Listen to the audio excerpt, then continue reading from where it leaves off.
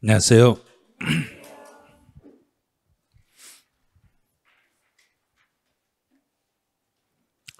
자, 이번에는 이제 테마 25로 넘어갔네요. 이제 국세 쪽으로, 지방세는 마무리가 되고 이제 국세로 넘어오셨어요. 오늘은 이제 종합부동산세를 배울 차례인데,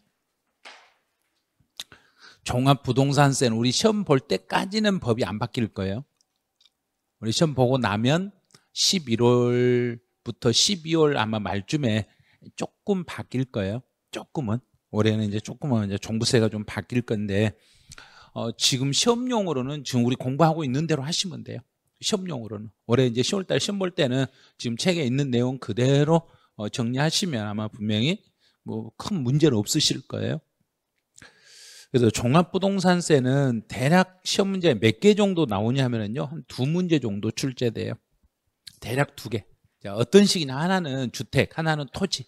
그래서 주택에 대한 거 하나, 토지에 대한 거 하나 해서 양쪽에 2문제가 이렇게 아마 출제가 될 거예요. 이제 테마 25번은 종합부동산세 과세 대상물하고 과세 표준을 어떻게 잡을 것인가. 그리고 이제 종합부동산세에서 제일 먼저 확인을 해야 될 게 과세 대상물이에요. 어떤 물건에 대해서 종합부동산세를 부과할 것인지. 그리고 이제 재산세 과세 대상에서 이게 먼저 이제 종합부동산세는 재산세 과세 대상 중에서 그 중에서 종합부동산세 과세 대상물이 나와요. 재산세의 과세 대상 중에서 그 중에 어떤 게 종합부동산세로 가는지 이걸 찾아내셔야 돼. 그럼 이제 먼저 재산세 과세 대상이 되는 것은, 재산세 과세 대상이 되는 것은 총 몇 개가 있었는가요? 5개가 있었어요. 이렇게 먼저 이제 5개를 생각해 내셔야 돼. 이거는 이미 지났으니까 이제 생각해 내셔야 돼요.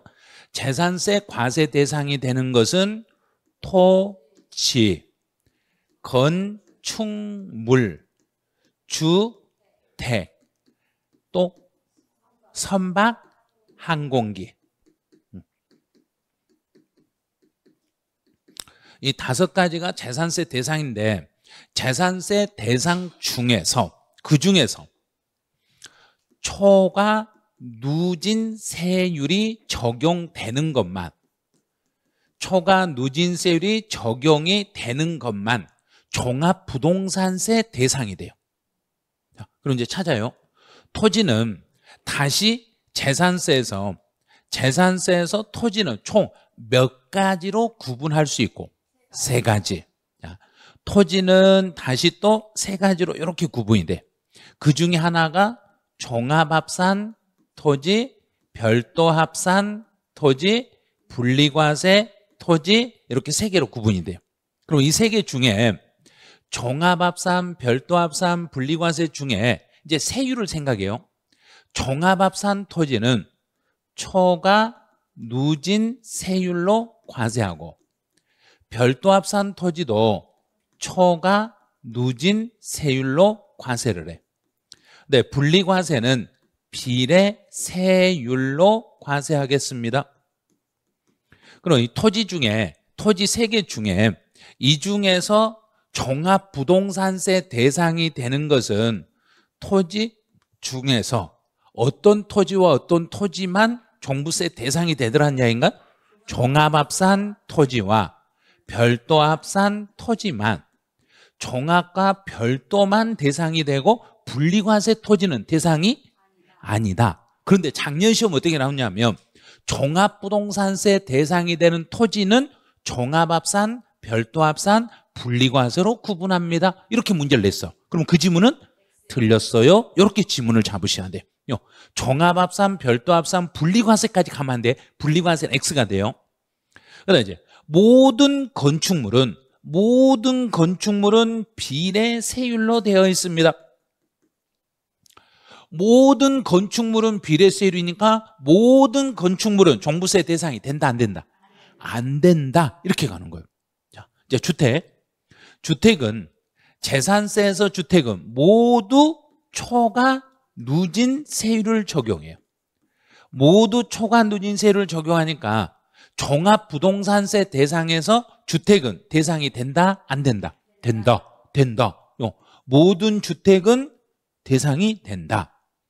선박과 항공기는 재산세에서 선박 항공기의 세율은 비례세율로 되어 있습니다. 이 세율은 비례세율로 되어 있기 때문에 비례세율이기 때문에 종부세 대상은 안 됩니다. 그럼 종합부동산세 대상이 되는 것은 누구와 누구만 대상이라는 이야기인가? 토지와 주택. 토지와 주택만 대상인데 그 토지 중에서도 다시 무슨 토지와 무슨 토지만 대상이다? 종합합산. 종합합산과 별도합산 대상이니까 분리과세 대상이 되는 토지는 제외하겠습니다. 이렇게 가는 거예요. 분리과세 대상이 되는 토지는 제외하겠습니다. 그리고 이제 이 내용을 이렇게 표로 만들어 놓은 거예요. 바로 밑에 표 있어요. 자, 다시 한번 볼게요. 그럼 재산세에서 종합합산 토지는 초과 누진세율인데 세율은 가장 낮은 게 세율은 몇 프로에 적용이냐면 0.2에서 0.5까지 초과 누진세율이에요. 별도합산 토지는 가장 낮은 게 0.2에서 가장 높은 게 0.4까지 초과 누진세율이네요. 재산세 초과 누진세율이니까 당연히 종부세 대상입니다. 이렇게 가는 거예요. 이제 분리과세.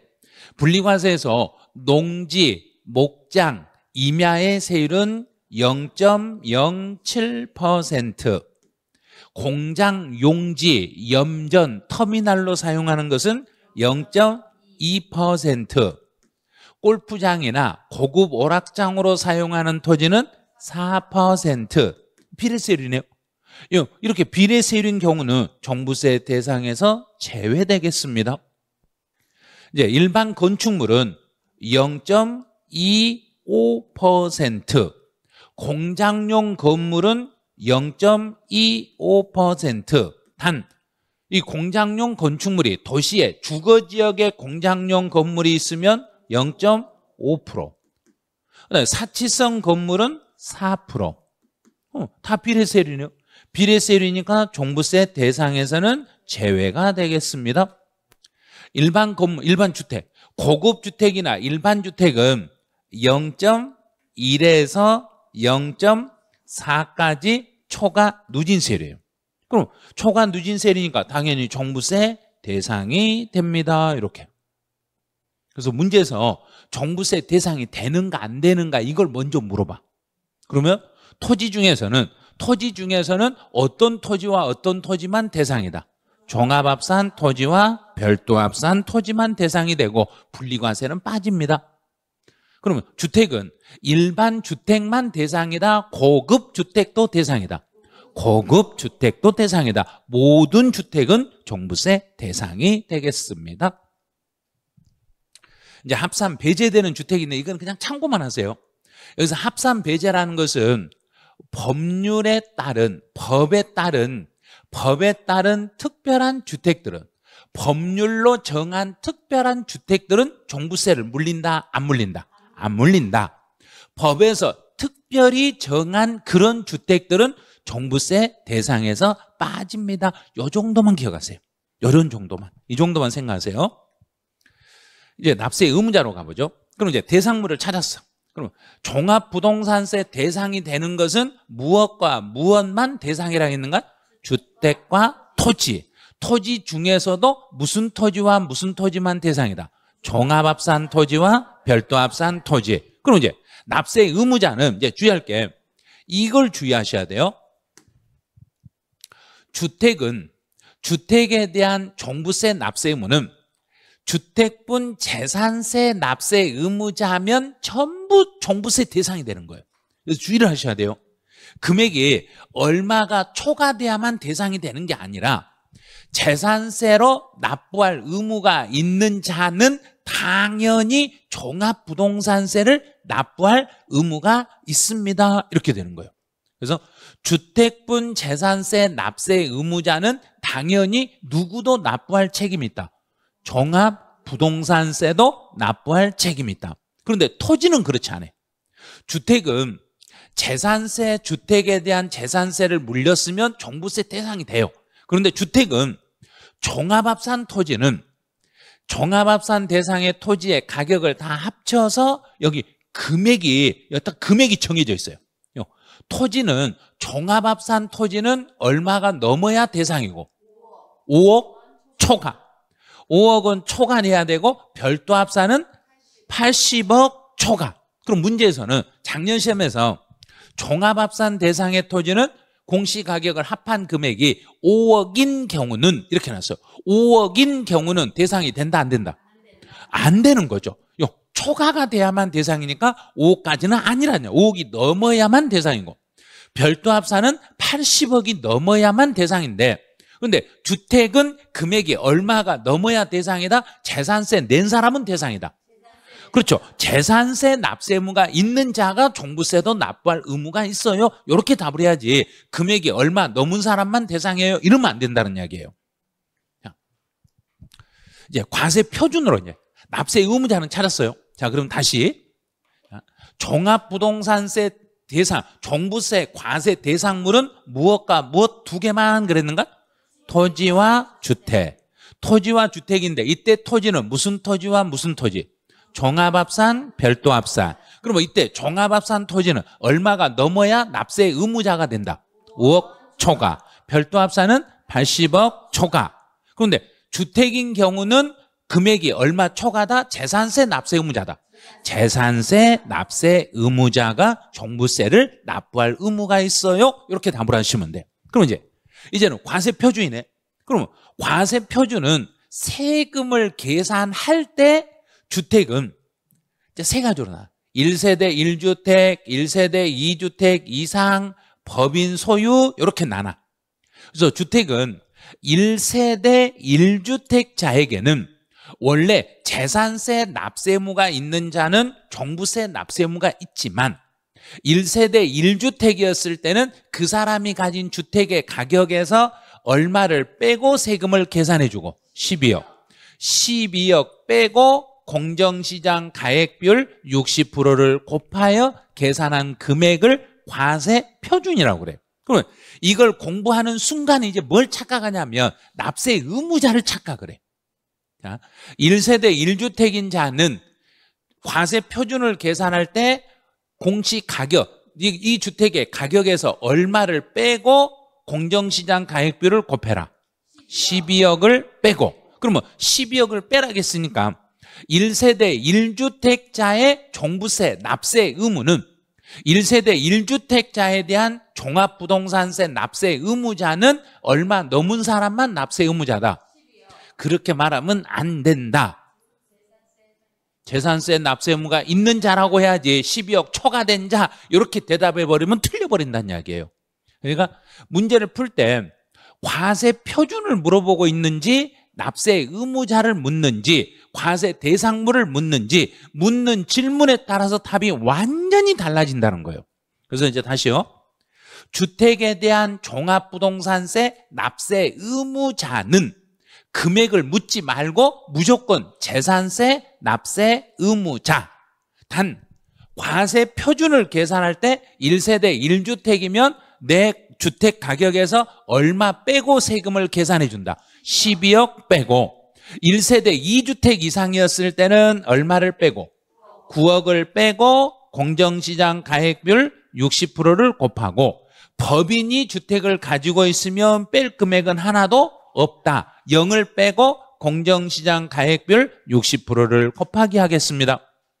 그럼 이 세 개는 반드시 한 지문 이상은 내게 돼 있어요. 요 세 개는 안 내면 안 돼요. 이걸 안 내면 주택에 대한 종부세 문제를 만들 수가 없어요. 문제 자체가 만들 수가 없어요. 그럼 다시 1세대 1주택자에 대한 과세 표준을 계산할 때는 그 금액에서 얼마 빼고 공정시장 가액비율을 곱해라. 12억 빼고 1세대 2주택 이상이면 9억을 빼라. 법인이면 0, 0을 빼고 공정시장 가액비율을 곱하시면 됩니다. 이제 토지는 금액이 정해져 있으니까 그 금액을 하면 돼요. 종합합산 토지는 얼마가 넘은 사람만 납세 의무자다. 5억 초과. 그 5억 초과니까 전체 중에서 얼마 빼버리면 되고 5억을 빼고 공정시장 가액비율 여기는 100%를 곱해. 여기는 100%예요. 토지는 100% 곱하고 주택은 60% 곱하고. 그다음에 별도합산 토지는 전체 공시가격을 합한 금액에서 얼마를 초과한 사람만 납세 의무가 있으니까 80억. 그럼 80억 초과니까 전체 금액 중에서 얼마를 빼라. 80억을 빼고 공정시장 가액비율 100%를 곱한 금액을 과세 표준으로 하시겠습니다. 그래서 과세 표준을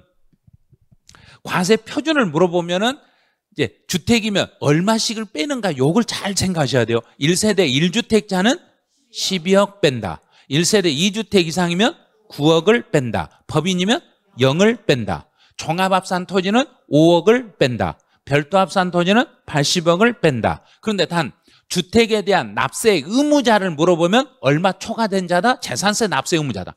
재산세 납세 의무자다. 요것만 주의해 주시면 돼요. 이제 바로 밑에 네모 박스에 보시면 과세 표준 계산 시에 1세대 1주택으로 보는 경우 그랬어요. 그러면 주택을 2개를 가지고 있어도 나는 주택 1개 가진 사람으로 본다? 2개 가진 사람으로 본다? 1개. 1개를 가지고 있는 사람이니까 그 금액을 다 더해서 빼줄 때 12억을 빼준다? 9억을 빼준다? 12억을 빼고 계산합니다. 이렇게 가는 거예요. 그럼 이제 제가 이제 주택 하나를 가지고 있어. 다른 주택에 부수 토지를 가지고 있어. 주택 밑에 있는 땅을 가지고 있으니까 원래는 이런 경우도 나는 다른 사람 건물 밑에 있는 땅만 가지고 있어도 이것도 주택이에요. 원래 그것도 주택이에요. 그러면 내가 가진 집 하나하고 다른 사람 주택 밑에 있는 땅을 가지고 있으면 원래는 집이 몇 개란 얘기인가? 2개. 2개지만 특별히 이 경우는 몇 개로 봐주겠다. 하나로 보고 과세 표준을 계산한다. 그럼 이제 연습해 볼게요. 지금 가지고 있는 주택이 요게 10억이요. 자, 이 집이 10억짜리예요. 그런데 다른 주택의 부수 토지에 요게 금액이 2억이요. 그럼 원래는 10억 플러스 2억을 더하니까 총 금액이 얼마인가? 12억. 12억에서 1세대 2주택이니까 얼마를 뺐어야 된가?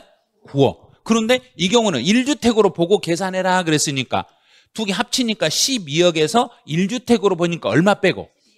12억 빼고 공정시장 가액비율 60% 곱하니까 0.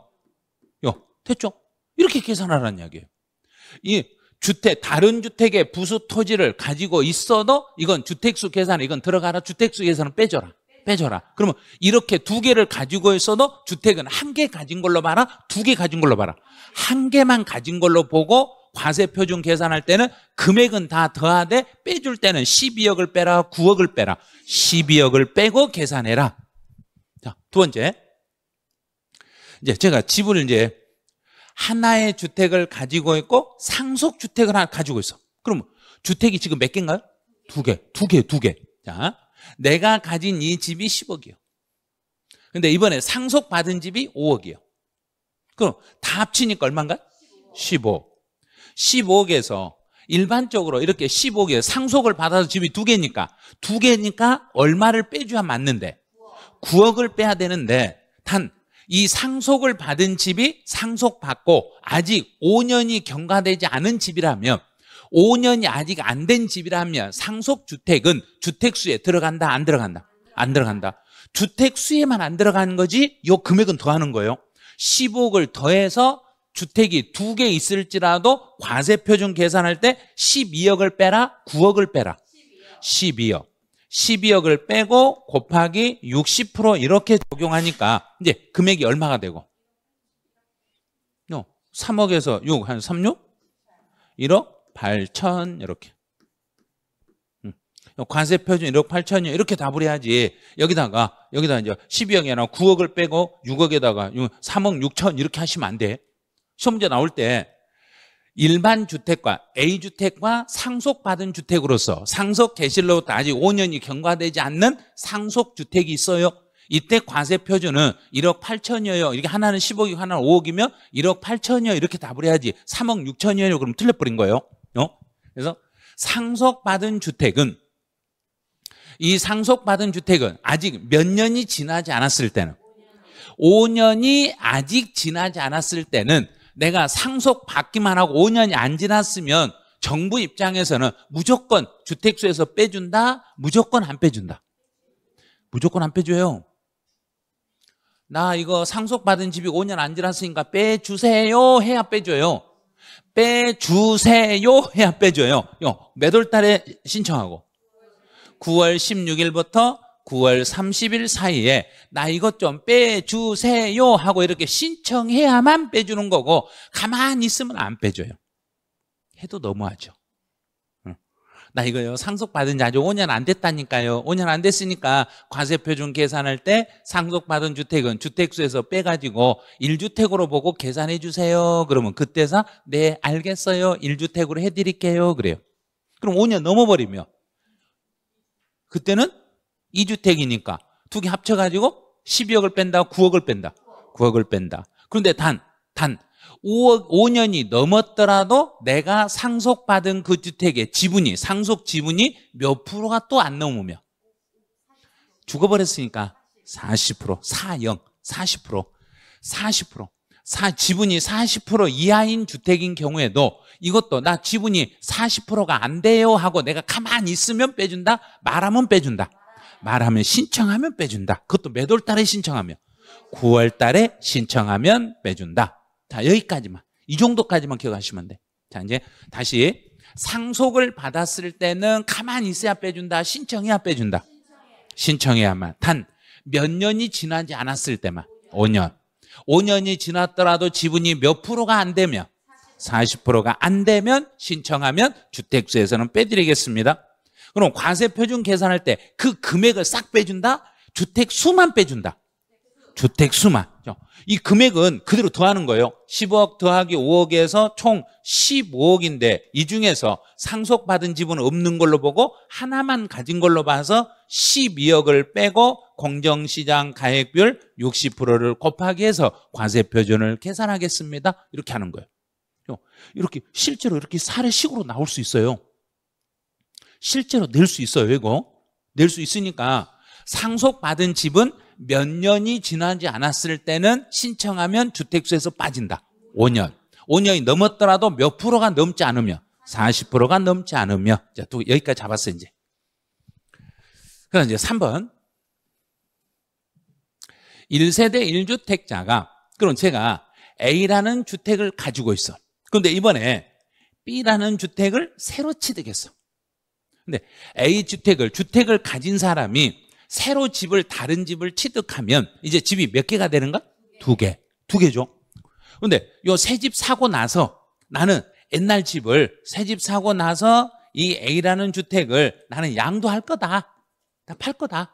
그러면 B라는 주택을 사고 나서 A라는 주택을 몇 년 안에만 판다고 하면 3년 안에 판다고 하면은, 자, A라는 주택이 지금 10억짜리요. 근데 이번에 사는 B주택도 10억짜리요. 그러면 지금 현재 둘이 합쳐보니까 금액은 얼마? 20억인데 A라는 주택을 B주택 취득일로부터 3년 안에 양도한다고 하면은 주택수는 몇 개로 봐준다? 하나. 3년 안에 판도 하나니까 이제 금액 얼마 빼고? 12억을 빼고 공정시장 가액비율 60%를 곱합니다. 그럼 20억에서 12억을 빼니까 8억에다 60% 곱하니까 4억 8천이 과세 표준입니다. 이렇게 가는 거예요. 이런 식으로. 여기서 금액 요거까지 아예 이 10억을 아예 빼줘버린 게 아니고 10억도 들어가요. 두 개 합쳐서 20억인데 1주택이 아니라 2주택이 아니라 1주택으로 봐준다는 이야기예요. 이것도 가만히 있으면 봐준다? 내가 판다고 말해야 봐준다? 말해야 봐주는 거예요. 이것도 신청해야 돼요. 신청은 반드시 몇 월달? 9월달. 9월달에 신청해야 되고, 만약에 3년 안에 안 팔아버리면, 3년 안에 안 팔면 그 기간 동안 세금 깎아준 거 9억으로 계산한 게 아니라 12억 빼줬는데 다시 원래대로 처음부터 9억으로 빼가지고 세금을 다시 계산하고 안 낸 만큼 세금을 추징해버려. 그리고 그 기간 동안 이자까지 포함해서 추징해버려. 그러니까 3년 안에 판다고 했으면 팔아야 된가요? 안 팔고 그냥 거짓말하고 있어야 된가요? 팔아야 돼. 안 팔고 있다 괜히 혹 붙여버린 수가 있어요. 이제 4번. 4번은 이번에 법이 개정이 됐어. 자, 거기에 4번은 법이 개정이 됐으니까 책이 약간 수정이 돼야 돼요. 법이 바뀌었으니까. 1주택과.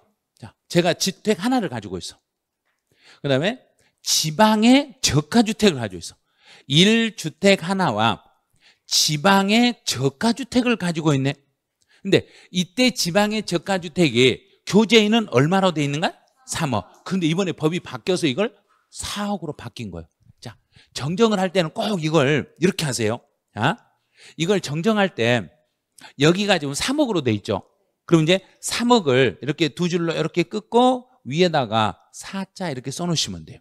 그러면 옛날에 얼마가 얼마로 바뀌었다는 게 눈에 보이는가 안 보이는가? 보이죠. 그렇게 책을 정정하셔야 돼요. 책에다가 여기다가 이거 지워버리고 4자 써놓으면 밑에가 얼마짜리가 얼마로 바뀌었는지 아는가 모르는가? 몰라. 그러면 시험 문제에서 밑에가 밑에 금액으로 나오면 못 풀어버린 거예요. 그러니까 법이 개정이 될 때는 반드시 연도 중에 개정이 될 때는 개정된 것만 알아먹기 쉽게 우리가 알 수 있게끔 두 줄로 그어놓고 위에다가 새로운 걸 그렇게 딱 써놓으시기만 하면 돼요. 그래서 3억을 두 줄로 긋고 이렇게 3억을 두 줄로만 그으세요. 두 줄로만 긋고 여기다가 4억이라고 이렇게 딱 써놓으시면 돼. 그래서 그을 때도 선도 굵게 그어야 된가 가늘게 그어야 된가? 어디서 배웠는가? 그거 어디서 배웠는가? 공시법에서 배웠잖아요. 공시법에서 말소등기 할 때는 가늘게 두 줄로 적색으로 가늘게 두 줄로 그은다 이렇게 배웠잖아요. 말소등기 할 때 그거 똑같은 거예요 이게. 그래서 이게 밑에 있는 게 보여야 되니까 보이게끔 얼마로 바뀌었는가 알아야 돼요. 그러면 지방의 저가주택이 주택이 거래가 잘 된다 안 된다? 안 되니까 금액을 3억에서 4억으로 올려준 거예요. 지방의 저가주택 4억짜리 집을 가지고 있어도 그건 주택수에 들어간다 빠진다. 주택수에 빠지는데 나 지방에 4억짜리 집을 가지고 있어요 하고 내가 말해야 빼준다 가만히 있어도 빼준다. 말해야 빼주는 거예요. 그런 거. 자, 여기까지 됐어 이제. 그럼 이제 과세 대상물하고 과세 표준화 관련된 문제가 어떤 식으로 나온가 보세요. 과세 대상이 아닌 것을 모두 골라라. 그럼 대상이 아닌 거 고르라는 이야기예요. 종중. 자, 종중은 종중 옆에 붙어 있으면 이득을 본가요? 맨날 일시킨가요? 맨날 일시키니까 종중이 나오면 무조건 같이 붙어 있어야 한다. 따로 떨어져 있어야 한다. 그렇죠. 종중 나오면 무조건 분리. 이렇게. 그럼 분리과세니까 종부세 대상은 된다 안 된다? 안 된다. 분리과세는 안 된다. 자, 두 번째. 법률에 따라서 상수원 보호구역에 있는 임야. 상수원 보호구역에 있는 임야는 정부가 유지 보호해야 된다 안 해야 된다? 해야죠. 유지 보호해야 될 필요가 있는 것은 분리과세. 그럼 분리과세 대상이 되는 토지는 종부세 대상이다 아니다? 아니다. 이제 재산세가 비과세되면 자 그대로 이제 화살표 그대로 생각하세요. 종합부동산세는 어디서 어디로 넘어왔는가? 그렇죠. 재산세에서 종부세로 넘어왔어. 그러면 재산세가 비과세니까 따라서 종합부동산세는 과세다 비과세다? 너도 비과세가 되는 거예요.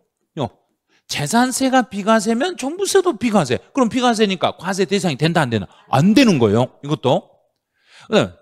취득세 중과세 대상인 고급 오락장으로 사용하는 건축물이네요. 건축물은 종부세 대상이 된다 안 된다? 안 된다. 그러면 종부세 대상이 아닌 거 골라라 그랬으니까 모두 몽땅이네요. 이렇게 모두네요. 이런 식으로. 자, 그럼 이제 다시 종합부동산세 대상에서 제외되는 것은 건축물은 대상이 된다 안 된다? 안 된다. 자, 하나 잡았어요. 토지는 대상이 되는데 토지 중에서는 어떤 토지는 대상에서 빠진다? 분리과세. 잡았죠? 자, 여기까지 잡았어요. 이제 주택은 모든 주택은 종부세 대상에다 빠지는 게 있다. 원래는 대상이 되는데 정부가 법률로 특별히 지정한 주택들은 종부세 계산할 때 대상이 된다 빠진다. 법률로 특별히 정한 주택들만 빠지는 거예요. 자, 이제 2번 문제. 과세 표준 계산과 관련한 내용으로 틀린 걸 찾아라 했어요. 1세대 1주택자. 1세대 1주택이라고 했으니까 여기서는 과세 표준이에요. 1세대 1주택이면 얼마 빼고 계산하고 12억. 12억을 빼고 반드시 공정시장 가액 비율 몇 프로 곱하고 60% 곱하고. 다가구 임대주택으로서 임대기가 막 이런 뭐 나왔네요. 다가구 임대주택으로서 대통령령으로 법률로 정하는 주택, 법으로 정하는 주택들은 종부세 대상에서 주택수에 들어간다 빠진다. 그렇죠. 주택의 범위에 포함되지 아니한 것으로 본다 이렇게 되는 거예요. 이걸 잘 봐야 돼요. 법률로 정하는 특별한 주택들은 종부세 대상에서 빠지겠습니다. 이 대통령령으로 정하는 게 우리 책 페이지로 해서 한 5페이지에서 8페이지 정도 있어. 근데 그걸 다 쓸 수가 없으니까 이렇게 퉁쳐서 대통령령으로 정하는 이런 주택들은 종부세 대상에서 제외가 됩니다. 이렇게 문제를 내주는 거예요. 자, 3번. 1주택과 다른 주택에 부수 토지를 함께 가지고 있으면 이 사람은 내가 집 하나를 가지고 있고 다른 사람 주택 밑에 있는 땅만 가지고 있으면 나는 과세 표준 계산할 때 주택을 한 개로 본다, 두 개로 본다?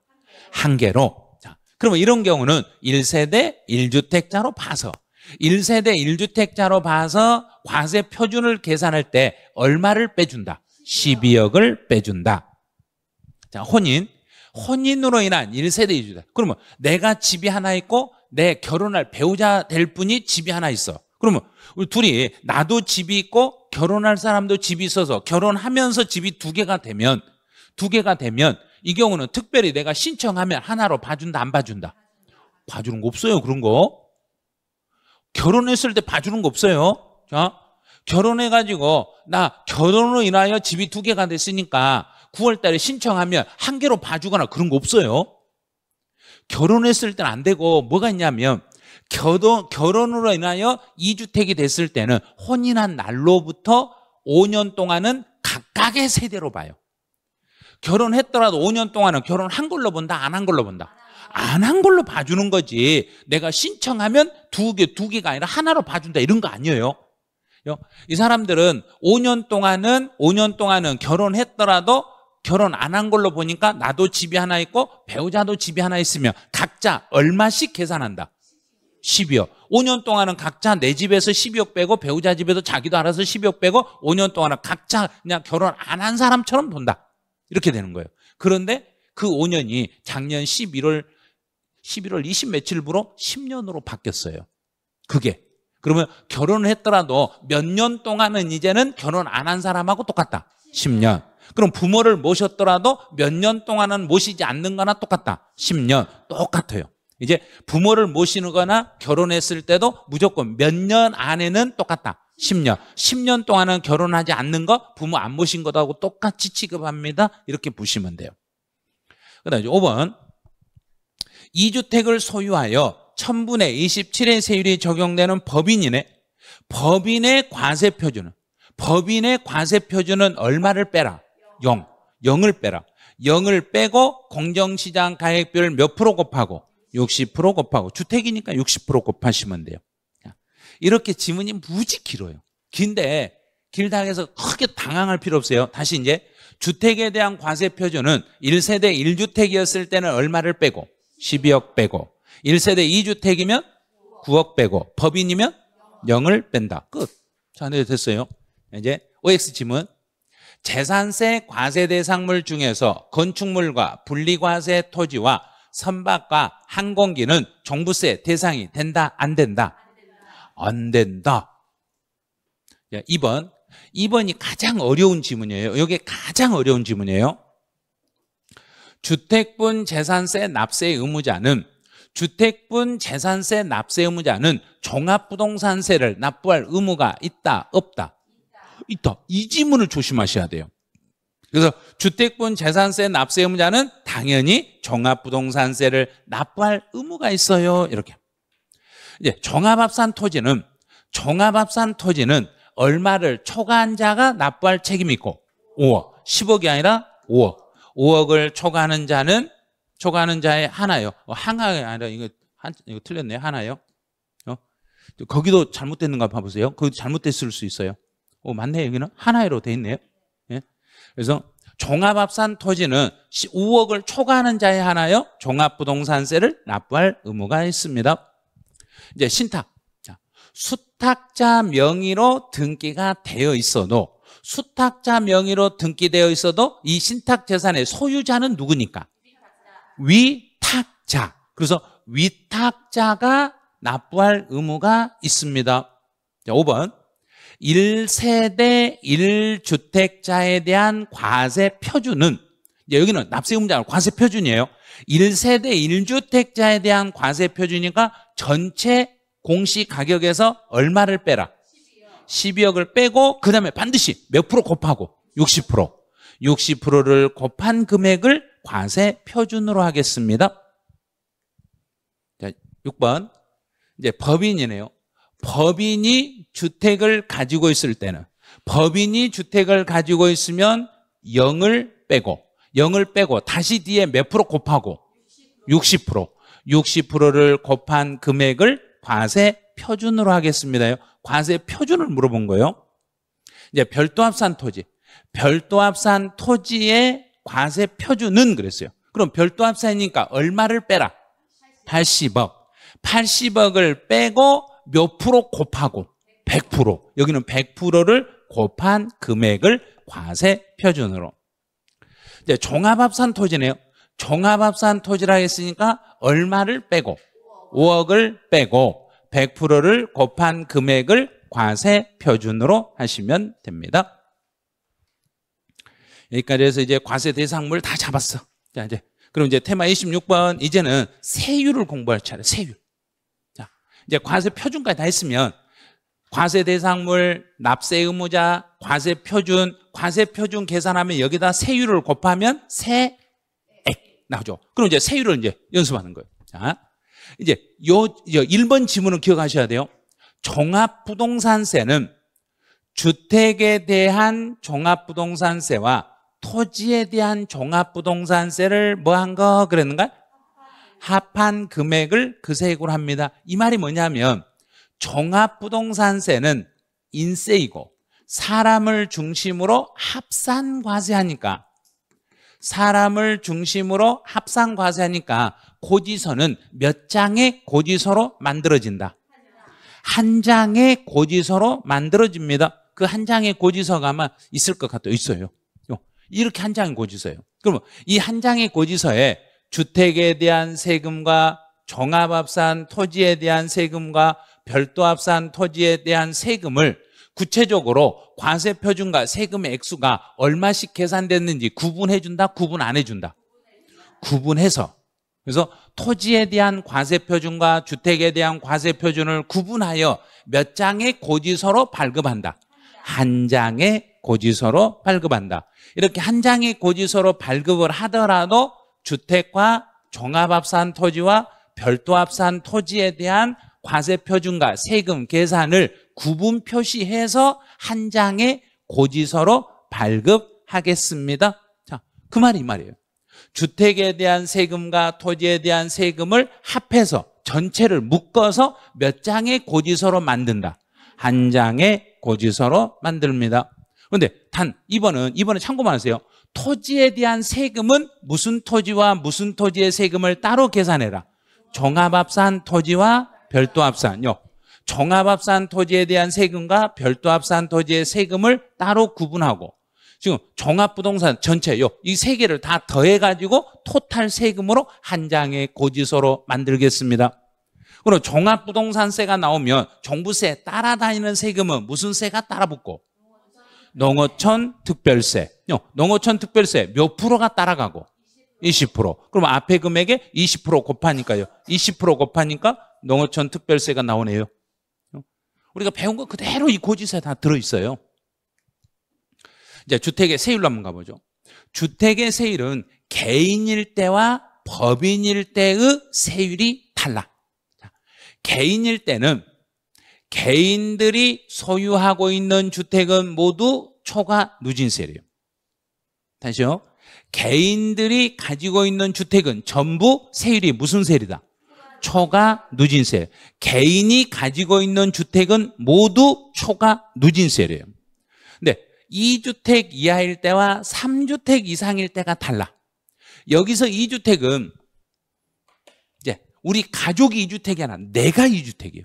내가 주택을 2개를 가지고 있을 때, 내가 3개 이상을 가지고 있을 때요.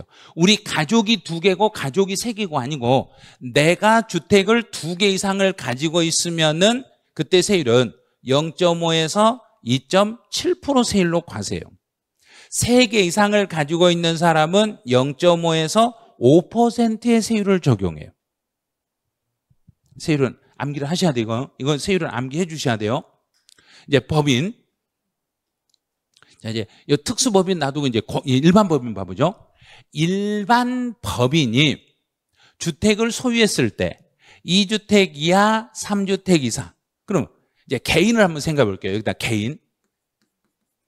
개인의 세율을 다시 한번 생각해 볼게요. 2주택 이하의 개인의 세율은 0.5에서 2.7%예요.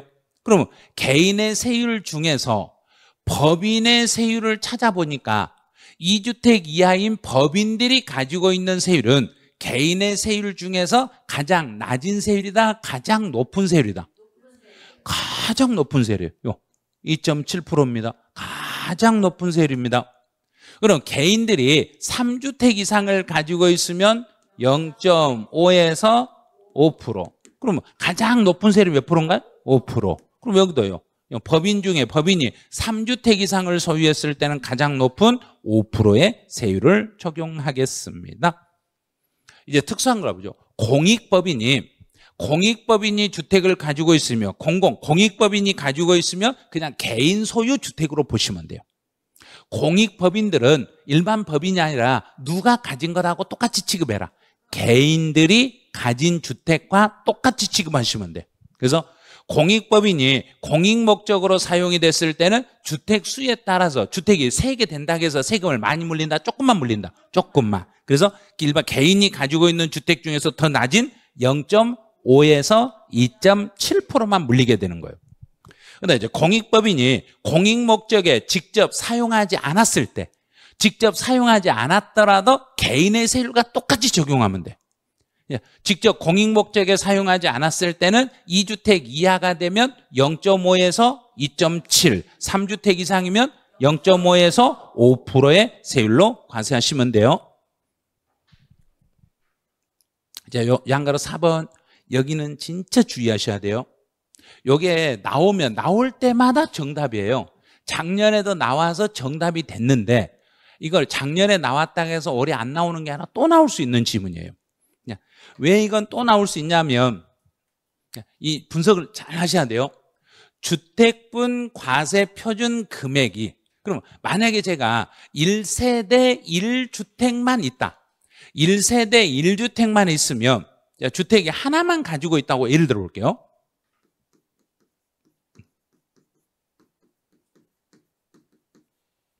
(1세대 1주택인데) 그 주택의 금액이 20억이라고 한번 예를 들어봐요. 내가 집을 하나만 가지고 있는데 내 주택의 가격이 20억짜리 집을 가지고 있어. 그럼 20억짜리 집을 가지고 있으면 재산세를 물릴 때는, 여기서 재산세를 부과할 때는 20억에 대해서 재산세가 부과된다, 12억까지만 재산세가 부과된다. 25 다 전체. 자, 이 사람은 요 20억에 대해서, 20억 전체에 대해서 재산세가 먼저 과세가 돼. 그럼 종합부동산세는 1세대 1주택이면 20억 중에서 얼마 빼고 계산하고, 자, 여기가 12억이라고 봐요. 그러면 12억을 뺀, 12억이 초과된요. 12억 뺀 나머지 이 부분이 종합부동산세 대상이에요. 종부세로 과세.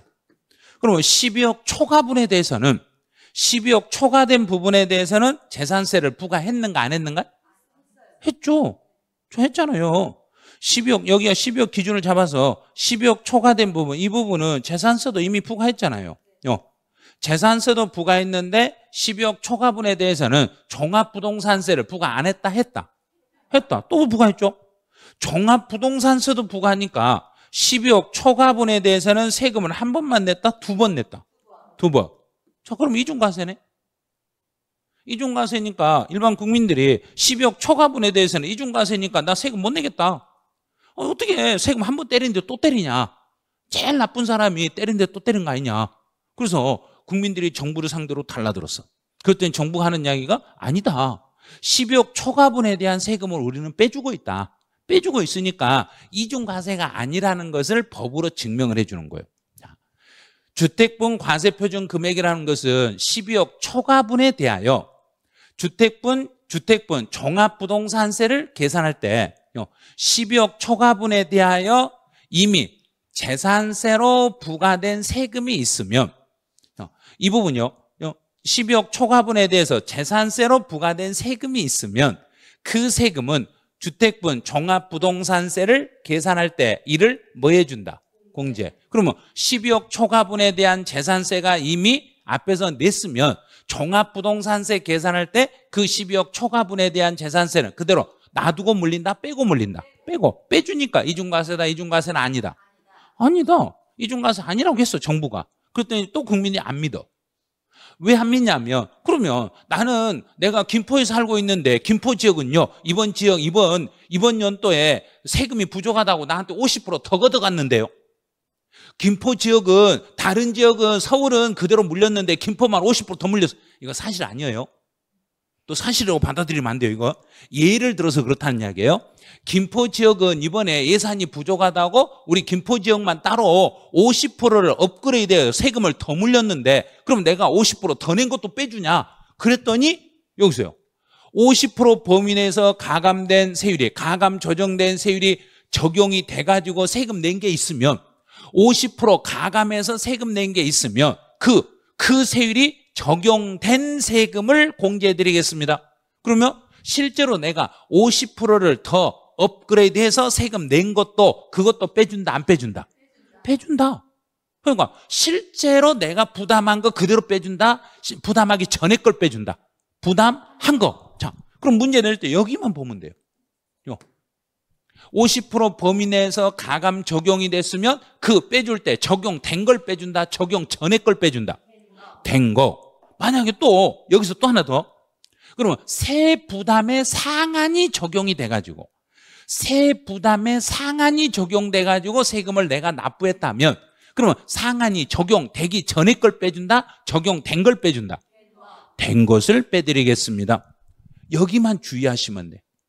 자, 이 부분만 조금 주의하시면 돼요. 그래서 일단 주택분 과세표준이든 토지분 과세표준이든 그러면 종합합산 토지는 얼마 초과액만 종부세 대상이니까 5억 초과. 그럼 5억 초과에 대해서 이미 재산세로 낸 게 있으면 나중에 종부세 계산할 때 재산세로 납부한 세금은 빼준다, 안 빼준다? 빼준다. 똑같이 하시면 돼. 그러면 별도 합산 대상의 토지도 80억 초과분에 대해서 이미 재산세로 부과된 세금이 있으면 종부세 계산해서 이거 빼준다, 안 빼준다? 빼준다. 단 빼줄 때 50% 범위 내에서 가감 적용이 돼가지고 세금을 납부한 게 있으면 적용된 걸 빼준다, 적용 전에 걸 빼준다? 된 것을 빼준다. 또 세부담의 상한을 적용해서 세금을 납부한 게 있으면 상한이 적용되기 전에 걸 빼준다, 적용된 걸 빼준다? 적용된 것을 빼드리겠습니다. 똑같은 논리예요. 자, 요거 하나만 딱 잡으시면 어려운 건 이제 없어져요. 이제 1세대 1주택자 세액공제로 가보는 거예요. 1세대 1주택자에게만 세액공제 혜택을 줘. 그러면 1세대 1주택이 아닌 사람들은 세액공제를 받는다, 못 받는다? 못 받는 거예요. 그러면 만약에 저도 집이 하나 있고 제 배우자도 집이 있으면 저는 세액공제를 받는다, 못 받는다? 못 받는다. 나와 배우자는 동일 세대다, 각각의 세대다? 나도 집이 있고 배우자도 집이 있으니까 1세대 1주택이다, 1세대 2주택이다. 2주택이니까 세액공제는 못 받습니다. 그러면 이제 이런 경우 나와 배우자는 통틀어서 집이 하나예요. 둘이 다 묶어서 우리 가족 다 통틀어서 집 하나밖에 없어. 그런데 그 집을 나와 배우자가 공동 명의로 가지고 있을 때는 세액공제를 받는다, 못 받는다? 못 받는다. 종합부동산세는 주택을 부부가 공동명의로 가지고 있더라도 각각의 주택으로 보니까 집안채를 부부가 공동으로 가지고 있을 때는 나도 하나, 배우자도 하나. 그럼 1세대 몇 개란가? 2주택. 1세대 2주택이니까 못 받아요. 원래는 못 받아요. 그런데 단독 소유로 신청하면 1세대 1주택자가 되면 그때는 받을 수 있어요. 그게 작년 기출문제예요. 그런 경우.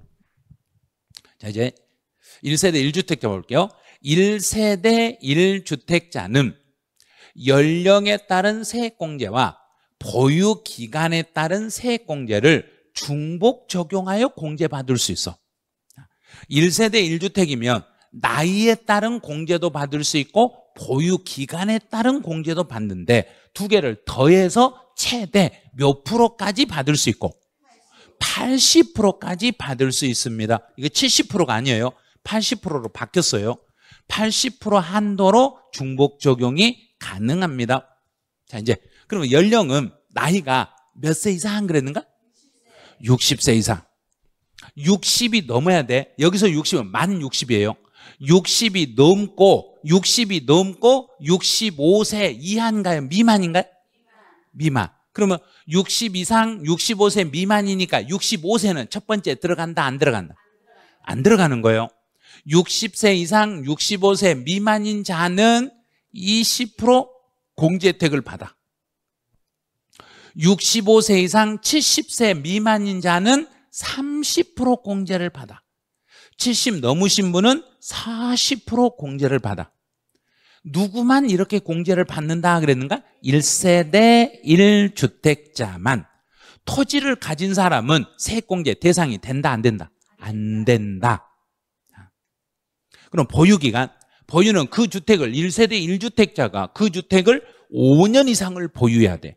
5년 이상 10년 미만 보유하고 있으면 20% 공제, 10년 이상 15년 미만 보유하고 있으면 40% 공제, 15년이 넘었을 때는 50% 공제 혜택을 받을 수 있겠습니다.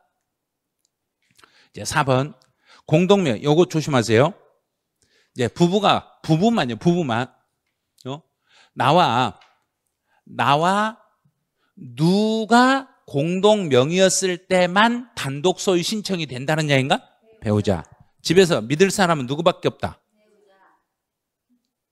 배우자 믿을 사람인가요? 네, 배우자 믿는다고 했으니까 믿으세요. 배우자만 공동 명의였을 때 이거 특혜를 주는 거예요. 만약에 나와 내 자녀가 공동 명의였을 때는 특혜를 준다 안 준다? 안 줘요. 그런 거 없어요. 같이 동일 세대 구성원일지라도 오로지 나와 누가 공동 명의였을 때에 한해서만 특혜를 준다. 배우자. 나와 배우자가 공동 명의로 집을 가지고 있고 나와 같이 살고 있는 다른 가족들이 집이 있어야 된다, 없어야 된다. 세대원 및 다른 세대원은 그 주택을 소유하지 아니한 경우 그랬잖아요. 그래서 우리 집에 나와 배우자가 오로지 집 한 채를 공동으로 가지고 있고 나와 배우자를 제외한 나머지 가족들은 집이 있어야 된다, 없어야 된다? 없어야 돼. 오로지 나와 배우자가 집 한 채를 공동 명의로 가지고 있을 때 원칙은 각각의 주택으로 봐라, 두 사람 중에 한 사람 주택으로 봐라. 각각의 주택으로 보는데 만약에 우리는 각각으로 아니라 두 사람을 묶어서 한 사람 소유로 나 이렇게 해줘 하고 신청을 몇 월 달에 하면 무조건 9월 달에. 신청은 무조건 9월 달에요. 종부세에서 신청은 무조건 9월 달이에요. 어떤 경우도 다 9월 달이에요. 그럼 9월 달에 신청을 하면 나와 배우자 중에 한 사람 명의로 해달라고 지분을 나도 50이고 배우자도 50인데 이번에 내 쪽으로 100%를 해서 나한테 100%에서 나만 집 있는 걸로 해서 내가 공제를 받을 수 있다. 그러면 1세대 1주택자로 신청하면은 단독 소유로 바뀐다? 안 바뀐다? 바뀐다. 이거는 종부세에서만 바뀐다? 양도소득세에서 바뀐다? 종부세만 바뀐다. 이 규정은 오로지 종부세에서만 이렇게 적용하는 거지 양도소득세는 택도 없어요. 이거 안 돼요. 양도소득세에서는 공동명의로 가지고 있으면 단독소득 신청 절대 안 돼요. 이거는 양도소득 왜 안 되냐면 양도소득세는 부부가 집 한 채를 공동으로 가지고 있어도 어차피 1세대 1주택이니까 각각 주택이 아니라 둘이 묶어서 한 주택이니까. 그래서 종합 부동산세는 둘이 나눠서 집이니까 묶어서 한 집으로 봐주는 거고, 양도소득세는 부부가 공동으로 가지고 있을 때는 그중에 각각 집으로 봐라, 한 집으로 봐라. 한 집. 둘이 묶어서 그냥 한 집으로 보는 거예요, 양도소득세는. 그럼 나와 배우자가 공동으로 가지고 있고 다른 가족이 집이 없을 때 이 부부 중에 한 사람이 나 그 둘 중에 한 사람 몫으로 한 사람 쪽으로 한 사람 명의로 해주세요 하고 신청하면 그때는 1주택, 1세대 1주택이다, 1세대 2주택이다.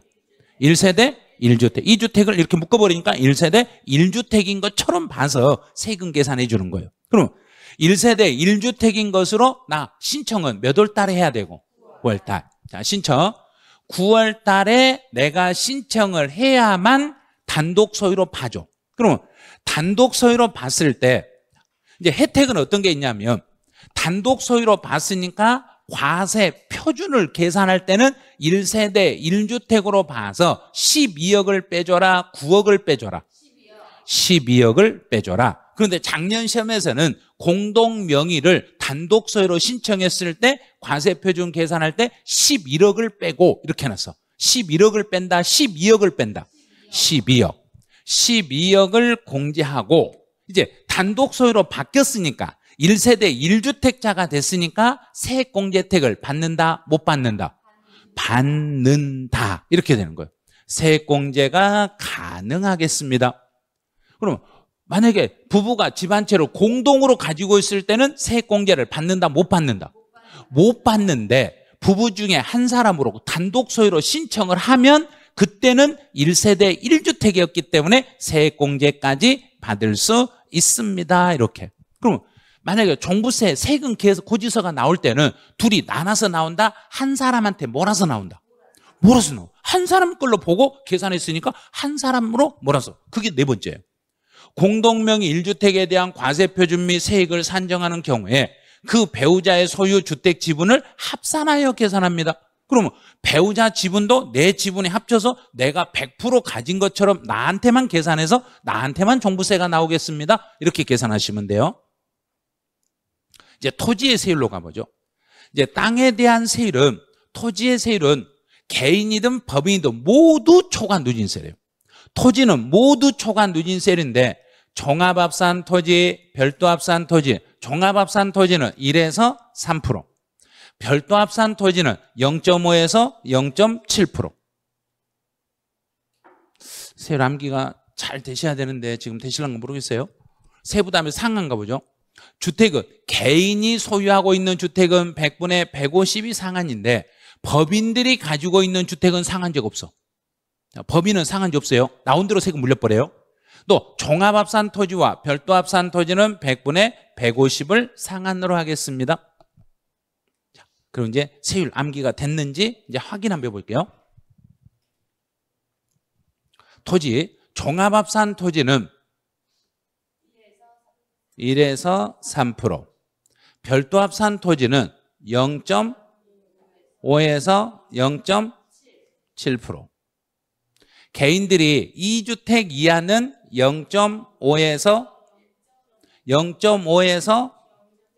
2주택이니까 2.7%, 2주택이면 2.7%, 3주택 이상이면 0.5에서 5%, 일반 법인이 2주택 이하는 개인 중에 제일 높은 2.7%, 3주택 이상이면 5%, 공공주택 사업자면 0.5에서 2.7%, 공익법인이 공익목적에 사용하고 있으면 0.5에서 2.7%, 공익목적에 사용하지 않았을 때는 2주택 이하는 0.5에서 2.7%, 3주택 이상이면 0.5에서 5%. 암기는 요것만 이렇게만 하시면 돼요. 저렇게만 하시면 돼. 그러면 다시 한 번 더 가보죠. 안 된 것 같아서 더 가는 거예요.